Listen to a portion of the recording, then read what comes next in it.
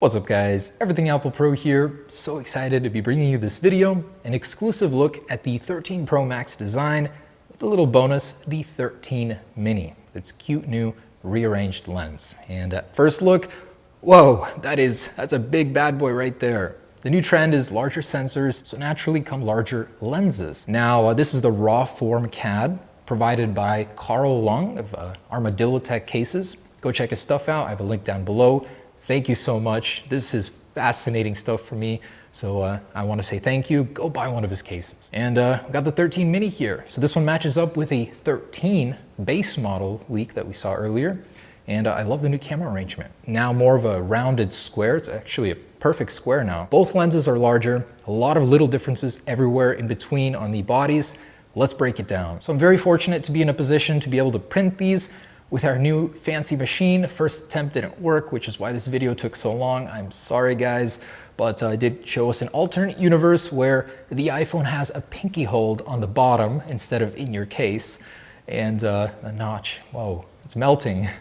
Anyways, once I got those printed out nice and dandy, you can actually break it down, look at the differences. So in their raw forms, they look like this. They have a slab for the camera, sapphire, supposedly. By the way, if you remember that earlier Makatakar report regarding the slab design, 0.9mm taller lens, that was referencing these CADs, and surprisingly completely accurate.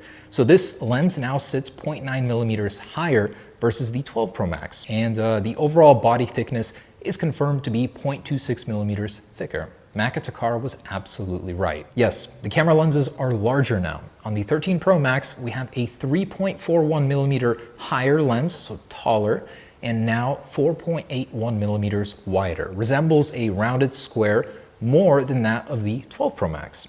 Also, an observation is that the camera run-up now ends at the end of the frame. So the frame itself now runs up to the camera, whereas on the 12 Pro Max, there's a little bit of separation. So nice little seamless integration there. By the way, this is the raw data that accessory makers are going to be working with. That's why we added some based on info from the 13 Pro CAD, which also leaked. Based on their proportions, we adjusted it. Of course, this is subject to change, but overall, yes, the lenses will be much larger. LiDAR is getting bigger.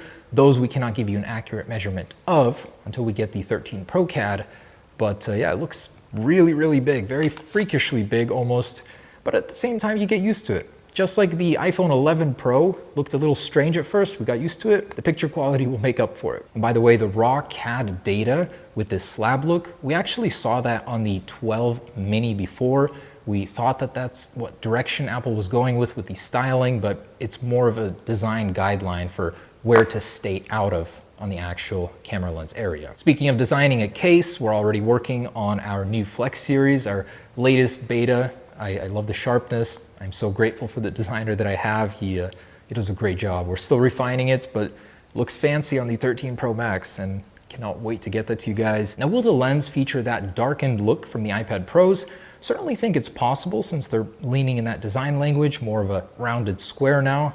And if it is, this is what it'll look like. If not, it'll be more like the 12 Pro Max, just slightly bigger. Now these CADs do confirm a smaller notch because they have an earpiece that's sitting up in the very top. And the earpiece, interestingly enough, looks like it's almost separate from the glass. So it may be that when you remove the glass, the earpiece stays in the phone and the glass sort of removes from around it. It's a very strange look when you really zoom into it.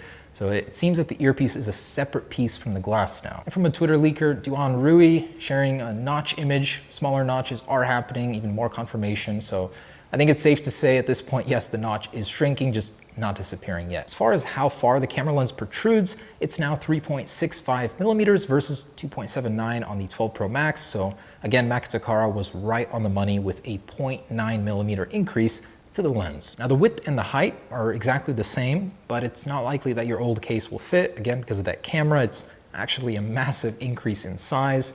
There are a lot of other small little tidbits around the body, and the volume buttons and mute switch have migrated north about 2 to 3mm. And the SIM card tray about 4, 5 millimeters, 6 millimeters maybe even. Now that basically confirms that Apple is integrating the SIM card tray with the logic board to save space. And we knew this via Ming-Chi Kuo, who says that Apple is looking to save space on the inside of the 13 Pro Max. One of the ways they're going to do that is by combining the SIM card tray with the logic board. And also the 5G millimeter wave antenna, it's shrinking but getting thicker, so 1 millimeter less in length and 0.2 millimeters wider. Now we knew that Apple was struggling with this one on the 12 series, and it looks like they're further adjusting it for the 13 Pro. Okay, and on to the Mini. So on all of these, by the way, Lightning of course does stay. Most interesting part of the Mini, and also confirmed on a recent iPhone 13 CAD leak, is that the camera orientation is switching. So Apple's now going in a diagonal orientation, which nice way to mix it up, before sending the iPhone 13 mini off to die because there supposedly will not be a 14 mini. Ming-Chi Kuo confirms that this is the last year you'll be able to buy a mini phone brand new with the latest components, as Apple is axing the entire deal. Sad to see it go, but it was inevitable. They're not selling well. Personally, I love the new camera look. It's something different. I like the opposing microphone and flash, but can't help but think that a LiDAR would fit there better, as it would be more even. As far as that new camera size, it's now 3.06 millimeters wider, slightly less tall, but now a perfect rounded square at 28.26 by 28.26 millimeters. And interesting to note on the 13 mini, so all the volume buttons and mute switch have went north also about 6 millimeters. And I'm not sure how comfortable that'll be. Maybe it's a comfort thing, maybe it's just internals. SIM card tray has went way north. This one's sitting much higher. Power button drops about 1 millimeter lower, and the 5G millimeter wave antenna, it's now stubbier and thicker than what was there before. And as far as we can confirm, no LiDAR on the 13 mini. The recently leaked 13 also doesn't have it. And it just makes sense. Apple's investing a lot of money into upgrading LiDAR this year. The sensor is even getting bigger. The component cost is large. Why would Apple add it to a base model product, especially one that's about to get axed? And thanks to 91 Mobiles, we get a look at the 13 Pro CAD, which looks very similar to the 13 Pro Max. This one actually came with a built-out lens. Also, 91 Mobiles confirms that the notch size will be shrinking. Also that the rear camera is getting bigger on the 13 Pro Max, almost ostentatiously so, and it'll be shared between the 13 Pro Max and 13 Pro, according to an earlier rumor, so should be the same capability on both devices, same overall size. Also from My Smart Price, they've shown us our first look at the 13 base model CAD file. Shares design language very similar to the 13 mini, that diagonal camera. Looks very good, same rounded, even looking camera. So the gang's all here, the entire lineup. Also, My Smart Price confirms no LiDAR on their 13 CAD model. So that seems to not be coming to the base models. And just by looking at the images, the proportions, the volume button and the mute switch, they've all shifted upwards by about 5-6 millimeters. And some interesting stuff from Ming-Chi Kuo regarding the iPhone 14. So Apple's reworking the lineup. Since the iPhone 14 mini won't be a thing, 13 mini is the last one, the lineup will now consist of 4 devices, but they're split into 2 sizes only, 6.1 inch and 6.7 inch. That means we're getting a new iPhone 14 Max, I'll call it tentatively, and that one will be a base model of the iPhone 14 Pro Max. Makes sense.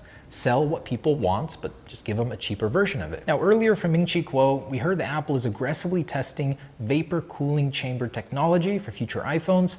Now it seems that it's a necessity for 120 Hz to work on this year's iPhones. So this patent reveals a metal heat plate, which helps cool and helps compensate for the heat from that more intensive display and larger batteries. Better cooling, definitely welcome. Currently, Apple's using a graphite sheet. I would say they definitely could do better. Also, Ming-Chi Kuo gives us some crazy details on the 2022 iPhones and their camera capability.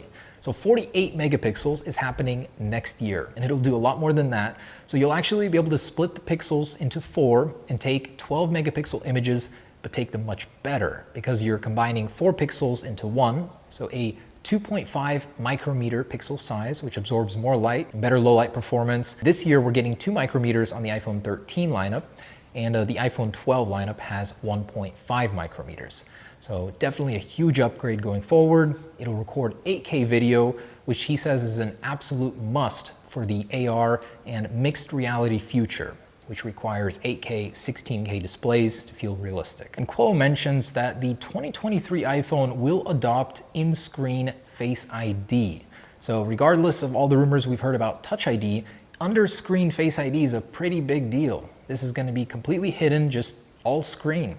The future that Johnny Ive envisioned will finally happen.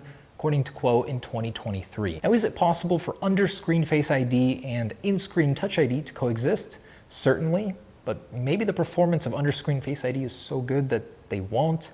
Really can't say, it's conjecture at this point until 2023. We'll find out then. And of course, Apple has announced their new spring-loaded event, which is happening on the 20th. They're likely to announce new iPads being the primary focus here. Mini LED finally happening on an iPad. And AirTags are very likely. We could see some AirPod stuff, but that's much less likely. And iOS 14.5 release, of course. A lot to look forward to. Again, thank you to Carl Long of Armadillo Tech Cases. Check his stuff out below, his Twitter, all linked there. Thank you so much for a glimpse at the future.